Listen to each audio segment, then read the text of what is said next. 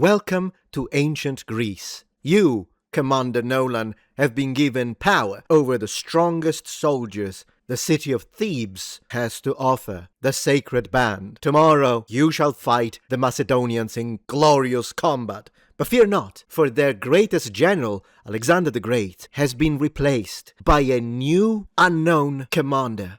Now go to bed, Commander Nolan. Victory awaits.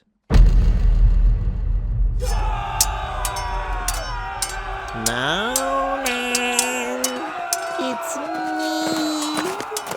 Nolan!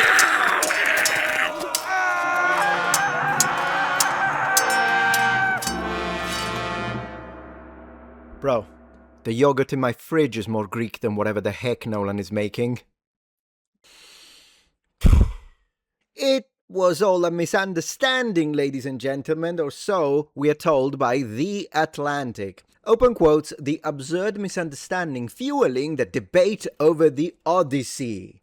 Bro, you know who else said that? The Trojans. It was a misunderstanding. We didn't mean to, cock the guy. Still got sieged, still got destroyed. Glory to Greece. Elon Musk's outrage at Christopher Nolan says more about today's myopic notion of identity than it does about classical antiquity. Period. Not only did they signed it, Thomas Chatterson Williams. It's clickable. It's clickable. I want to click it. Click. Here's a picture. Where's a picture? What the he, she, they, them look like? He's so we are reading from a visiting professor of humanities at Bard College. Ooh, oh no. Oh my gosh, no. Not a professor.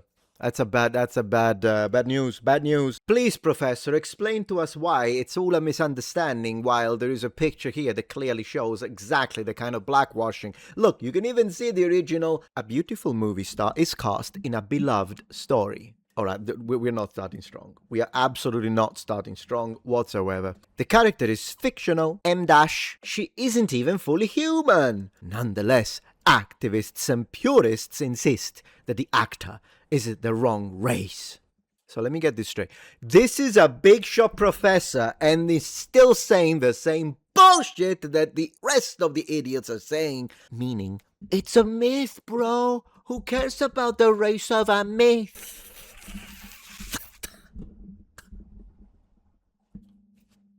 I wish that at least for once, it wouldn't be this easy to debunk this nonsense. I really do. I really wish. Because, it's not even fun. It's not even fun anymore.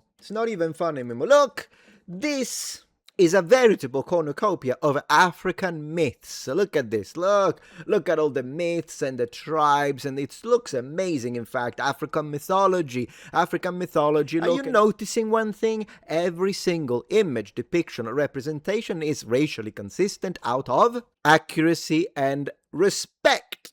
Now, look at this awesome image. Look at it. This one. Look at this image. I will now show you the actors and actresses that I'm gonna cast for these roles. Because it's just a myth, right? Boom. Here we have it. Look at them. Look at these African heroes. Look at these African gods and goddesses. And goodness gracious, she looks like a Barbie. Look at it. So, this is... it's gonna be this. Alright? Then, I'm not done. I'm not fucking done. No. Because you opened Pandora's box. Pandora's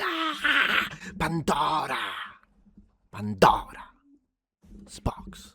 And you can't close it. That's the myth. That's the story. Good luck putting the lid back on. No. Look at this. African creator goddess in African mythology, played by this creator goddess of African mythology. Because, are you gonna be bigots? What do you care about the race of mythology and right, Professor? Right, Doctor? Right, PhD? But before we continue, let's have a word from today's sponsor. Recently, a jury ordered Meta and YouTube to pay millions for their role in designing and promoting addictive platforms. They knew their platforms could contribute to anxiety, depression, and body image issues, but did not share those risks while prioritizing profits. The recent historic verdict underscores the consequences of those decisions. If you or your child spent years growing up on social media and experienced serious mental health struggles, you should hear this. Morgan & Morgan is stepping up to hold these platforms accountable for the harm they caused. You can use the link in my description or scan the QR code to take a short quiz to see if you qualify for a case. You may be entitled to a potential recovery of up to $1,000. I'm speaking of Scarlett Johansson in Ghost in the Shell. Oh, you don't want to go there. The 2017 film adaptation of a popular Japanese manga series. That has nothing to do whatsoever with the Odyssey. Critics accused the movie's creator of whitewashing the heroine, a cyborg whose physical form is entirely prosthetic and whose race and gender are, in fact, mutable. Exactly. So that was not a case of whitewashing. I mean, talk about gods of Egypt if you want to go down that route. I mean, what are we doing? Talk about Genghis Khan with John Wayne. Yeah, is it a cyborg or is it an android? Well, I guess technically. She's implanted with the consciousness of a Japanese woman, but her memories have been suppressed and edited. The story is an examination of how unstable identity is. Oh no, don't project, you motherfucker. Okay, look, here's why this doesn't have anything to do with it whatsoever. 1. She's an android. She's been built that way. The parts are mechanical. 2. The author drew her that way. 3. It's a made-up story. The Odyssey, the character, while being mythological, is based on a real historical character in a real historical period. 2. Homer did not describe her as being a black African. 3. I don't even need to continue. Okay. It's all right. And how untethered it can be from the body. Yeah, when you're a fucking android. I'm gonna lose my mind. I'm losing my mind. Yet for detractors, the politics of representation, the simple fact that Johansson is an Asian, overrode the power of the film's philosophical inquiry. Right. Audiences are willing to suspend all manner of disbelief in service of a good story, except apparently when it comes to race. It's not a matter of suspension of disbelief. Clown. This is a matter of you have been doing this systematically for years, only in one direction. Don't you even try to gaslight. Professor. But the reality is always the same, guys. We don't need to change strategy. We have already won. You have already won. You won. We won, because the answer is always going to be the same, and I'm going to hammer it down until I reach the iron core of planet Earth. Are you, Professor, willing to suspend all manner of disbelief when it comes to an African mythological or historical character portrayed by this? And the answer is no. The answer is that's racist, bigot. Christopher Nolan's adaptation of the Odyssey, yeah.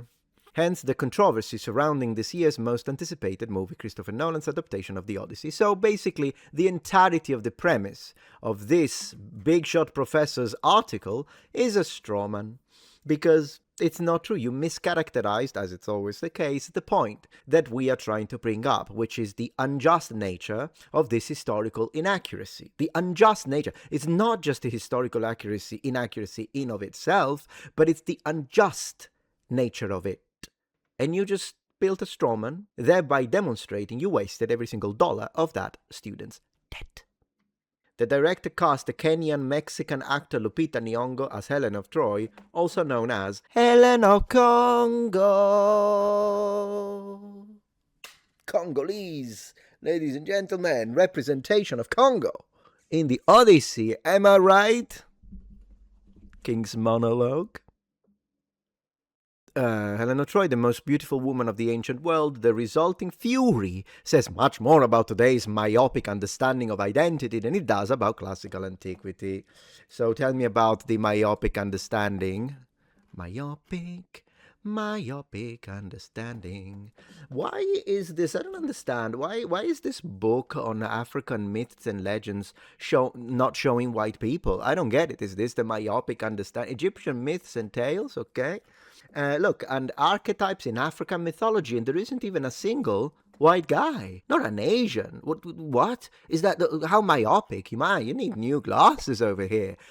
Goodness gracious, look at this, all of these, oh my gosh, I don't understand. I've just destroyed a ultra professor, guys. Just destroyed it. He can't speak anymore. Can't speak. Can't say it.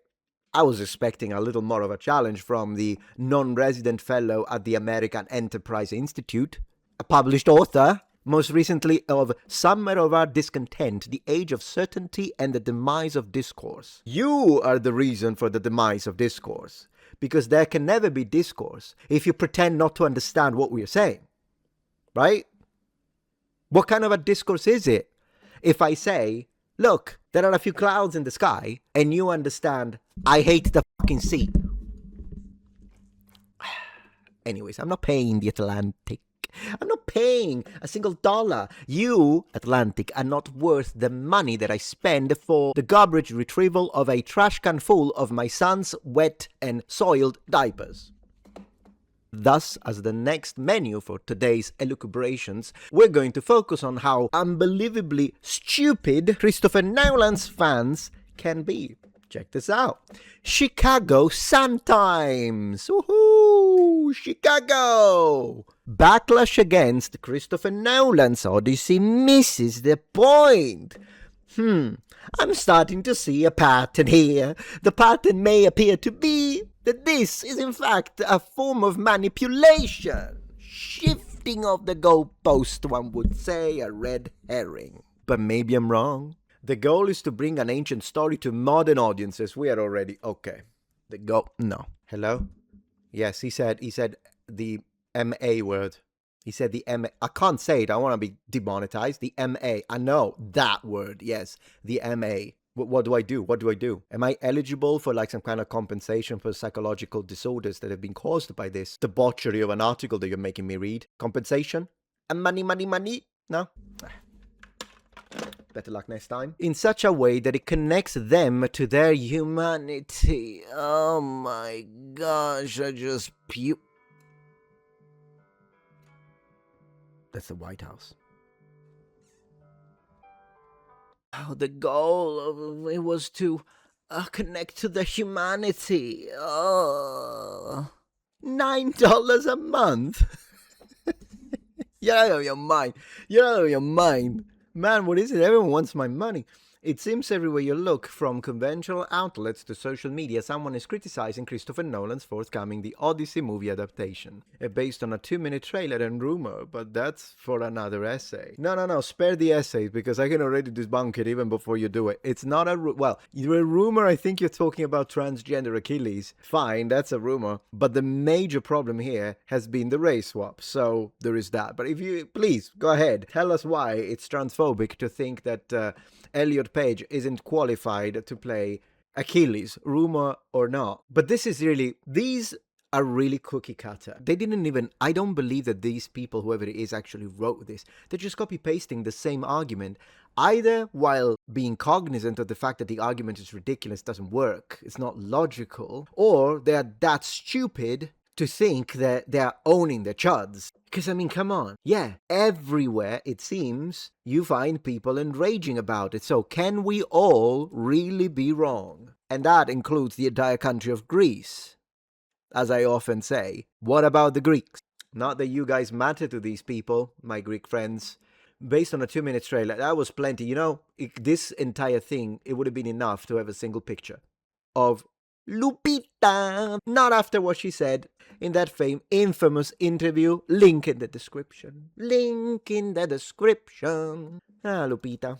The complaints run from the look of the armor and the dialogue choices, exactly, yeah, to the casting of a person of color, Lupita Nyong'o as Helen, and possibly a transgender man as Achilles. Well, yeah, yes, because what she just said is a clusterfuck of nonsense. In it. But almost all the objections are centered on the idea that Nolan's movie will not be historically accurate or faithful to the text. Yeah, because last time I checked, there wasn't a black Helen of Troy, aka Helen of Congo. There wasn't a transgender man. The armor did not look like that. It was not described like that. The dialogues were not in, hey, dad, Hey, daddy. It's neither. It's neither historically accurate, but I know what they're going to say. It's a myth. We've already debunked this one. I'm not even going to... No. And then faithful to the text. Yeah, it's not. The power of Homer's Odyssey is not in historical accurate or textual faithfulness. I should know. I've been performing the epic in original contemporary... bardic song for 20 years. I'm so glad that the rest... No, it is a paywall. That's absolutely... You see, I just got a message that told me $9 Sign in. Email address. All right. Next password. It says my password is not strong enough. No, that would be Elliot Page. Alright. I've done it. I'm all signed up. So now what? Oh, I can see it. Okay. Alright, I can see it, guys. It wasn't a paywall. Fantastic. Now, the power is not. This guy, I've been doing it. I know, because okay. So this is the typical argument from authority, which is a logical fallacy. You could have done it for 80 years. That still doesn't make Helen of Troy black, does it? And here's what I've learned about the role of truth in storytelling and how to bring an ancient story to modern audiences in such a way that it moves them and connects them to their humanity. So in other words, you learned nothing in these 20 years of wasted time. Commentary. I love the absolute nerdiest, most culturally specific aspect of Homer's Odyssey. I studied the classics in college. Have you? Learned ancient Greek, but disrespect modern Greeks. Great. And read Homer in its original language. Well, you know, this makes it 10 times worse then. Because you should be the first line of defense. You should be the vanguard. Instead, you bend the knee to the mob, to the culture vultures, to the deletion of the European identity. This doesn't make you an ignorant clown. It makes you a traitor. It moved me profoundly. I wish that everyone could engage with the text on the level I was able to. Oh, wow, you're so amazing. Nothing I've done in my life has made me feel like I felt reading Homer in Greek. So, if Homer in Greek was so important to you, how can you defend this disgusting twisting for political reasons and messages and anti-European messaging? How? So trust me when I say, yeah, argument from authority, guys. Buy the books. When I say that I'm acutely aware of the ways in which Nolan's movies does not apparently conform absolutely. Oh my gosh, the language! The manipulative. Well, if you are so aware that we need to trust you, then why do you put apparently when it's clear? Second, conform absolutely, as if it's like a little minute nitpick that we are. What about? Okay, I'll show you the minute nitpick, motherfucker. Guys, I'm gonna lose my fucking mind. The Nolan's movie does not conform absolutely to the ancient text. Absolutely, but these are small little things, you know, like this. This doesn't conform absolutely to the text, but you know, are you going to complain about such a small, insignificant detail, huh? Is that what you're going to do? I swear, this whole thing has really revealed the stupidest motherfuckers that this planet has to offer. Because they think, when they write this, that they're being smart. Like, this is the Dunning-Kruger effect on display right here for the world to see and clown upon. So trust me, conform to Greek text and the archaeological record of the Bronze Age Mediterranean. But here's the thing, right? Here's the kicker. The original text itself doesn't conform to the historical record either. Yeah, okay, this is stupid. I've said it multiple times. They take about the space of a few hundred years and encapsulate it into one single event. We know. But they didn't do this. They didn't do this in the text. And they certainly did not do this. Okay? There is no Helen of Congo in the text. Right? What they are trying to do is a sleight of hands. This is a manipulation. There are some aspects of that too, but others that were clearly imported by bards for dramatic impact and audience relevance. Yeah, one could, and I would argue that the text itself is largely incomplete and one-dimensional translation of centuries of original oral performance. Okay, great. It's still Greek, though. See, here's the thing. Here is the thing, you clown. Homer was Greek. So if he wanted to change things around a little bit, he's Greek. Who the fuck is Nolan and you at this point? So Homeric bards themselves made choices about historical accuracy, which were nowhere near the debauchery I've just showed you. Also, because, I'd like to say, the changes that the bards made were to enhance the epicness of the story, not to delete an entire people out of anti-white racism. You're scared of being called racist. You're spineless. All of you. The world portrayed in the language used are constructed with a mix of what we might call history as well as storytelling license, okay? For contemporary audiences, okay, so it's good for, oh gosh, I can't believe it, that's where he's going. Oh, they did it for their contemporary audiences, so we could do it for ours. Problem is, their contemporary audiences would be the majority. The kind of modern audiences you want to pander to are a loud minority. Do you see a difference in that? What I have learned in singing my own version of the story for 20 years is that the truth and power in epic poetry is that it provides a mirror in which the audience can see themselves. Right, so in other words, you have to make her black, Helen, because otherwise black people can't see themselves in a white... Well, why? It's racist. I see myself in Blade, the vampire hunter. Why are you pandering to people who have zero imagination anyways? Pander to the good people. I made these choices by favoring the original song performance format of epic in exchange for narrative specific and accuracy. My Odyssey song cycle tracks the emotional journey. Oh, yours is so special. Wow, it's your truth. Yeah, tell your truth, queen, of the characters and use a contemporary song to help my modern audience access the character in ways I feel are analogous to how ancient audiences might relate. Impossible. You cannot have a modern audience being particularly the kind of modern audience you are pandering to understand ancient audiences. Absolutely not. There's not a single proper name in my songs, and yet audiences believe it is in the story of the Odyssey. So you have destroyed the Odyssey. Congratulations, Chicago songwriter. I'm going to say that the Greeks are not going to appreciate that. Nolan will and should do the same thing. That includes casting actors that he thinks will allow audiences to relate to them. Oh, the racist, you mean? The people that hate us. Great. That includes using words he believes will make the story come alive for the audience. Man, no one liked it. Daddy, come home, bro. No one liked it. That includes stylizing the movie in ways that might not belong in the Bronze Age, so he's defending the steel giants, but will make theatergoers feel like things like fear, awe, joy, and grief. Right, so you're telling me that a full bronze armor glittering in the sun is not gonna give that? You need the steel clowns? This guy just doesn't make sense. He's just, it's his cope. There are many truths. No, there is only one. A movie can tell about the story of Homer's Odyssey. Absolutely not. There is only one truth. My truth, their truth. No, just one. Uberto Pasolini, The Return in 2024, convincing told the truth of Odysseus as a veteran suffering the trauma of war.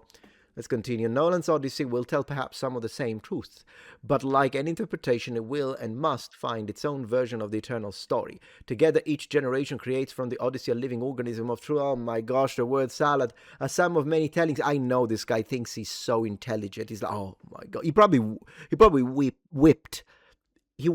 He cried when he wrote this.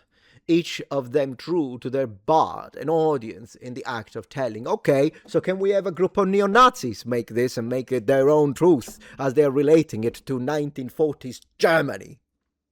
You gonna be okay with that? Chicago songwriter Joe Goodkin has spent 20 years performing massacring the Odyssey is being doing. I swear, it's like the more we read. So it was all a misunderstanding, guys. Now the reality is, Nolan fanboys are trash. I'm out. If you appreciate my content so far and wish to help ensure my ability to continue to tell it how it is, regardless of any possible backlash, please support this channel on Patreon. Any support helps me and my team of academics keep the channel strong and gives us the means to fight back against the political rewriting of history. Stand with us, form the wall, defend the truth.